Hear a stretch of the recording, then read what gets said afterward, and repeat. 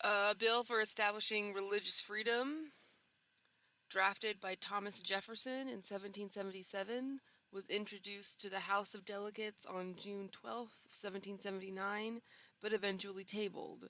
James Madison reintroduced a slightly different version in 1785, which was passed by the General Assembly on January 16th of 1786.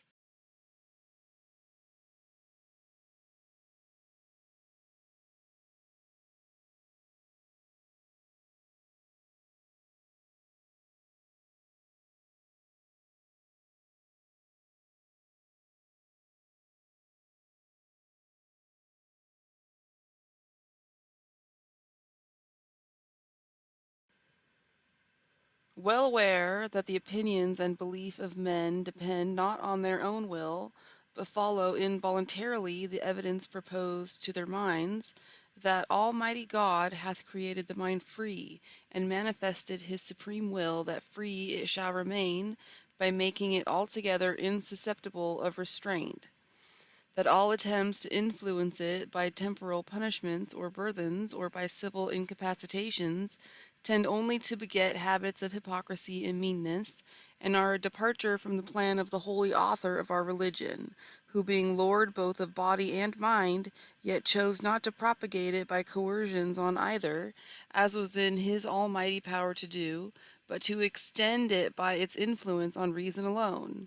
that the impious presumption of legislators and rulers, civil as well as ecclesiastical, who, being themselves but fallible and uninspired men, have assumed dominion over the faith of others, setting up their own opinions and modes of thinking as the only true and infallible, and as such endeavoring to impose them on others, hath established and maintained false religions over the greatest part of the world, and through all time, that to compel a man to furnish contributions of money for the propagation of opinions which he disbelieves and abhors is sinful and tyrannical, that even the forcing him to support this or that teacher of his own religious persuasion is depriving him of a comfortable liberty of giving his contributions to the particular pastor whose morals he would make his pattern, and whose powers he feels most persuasive to righteousness, and is withdrawing from the ministry those temporary rewards, which, proceeding from an approbation of their personal conduct, are an additional incitement to earnest and unremitting labors for the instruction of mankind, that our civil rights have no dependence on our religious opinions, any more than our opinions in physics or geometry, that therefore the prescribing any citizen as unworthy the public confidence by laying upon him an incapacity of being called to offices of trust and emolument, unless he profess or renounce this or that religious opinion, is depriving him injuriously of those privileges and advantages to which, in common with his fellow citizens, he has a natural right, that it tends also to corrupt the principles of that very religion it is meant to encourage, by bribing, with a monopoly of worldly honors and emoluments, those who will externally profess and conform to it.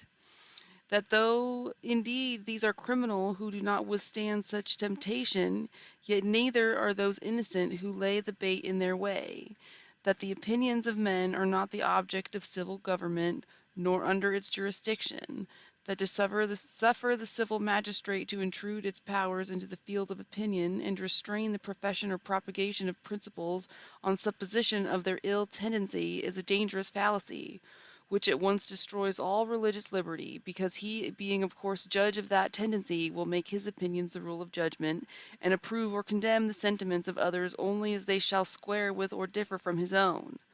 That it is time enough for the rightful purposes of civil government for its officers to interfere when principles break out into overt acts against peace and good order, and finally that truth is great and will prevail if left to herself, that she is the proper and sufficient antagonist to error, and has nothing to fear from the conflict unless by human interposition disarmed of her natural weapons, free argument and debate, errors ceasing to be dangerous when it is permitted freely to contradict them.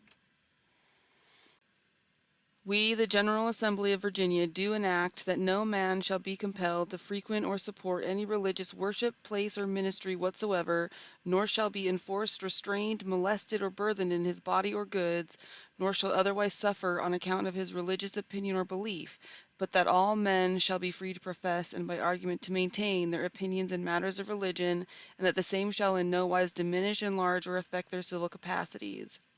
And though we well know that this assembly, elected by the people for the ordinary purposes of legislation only, have no power to restrain the acts of succeeding assemblies, constituted with powers equal to our own, and that therefore do declare that this act irrevocable would be of no effect in law,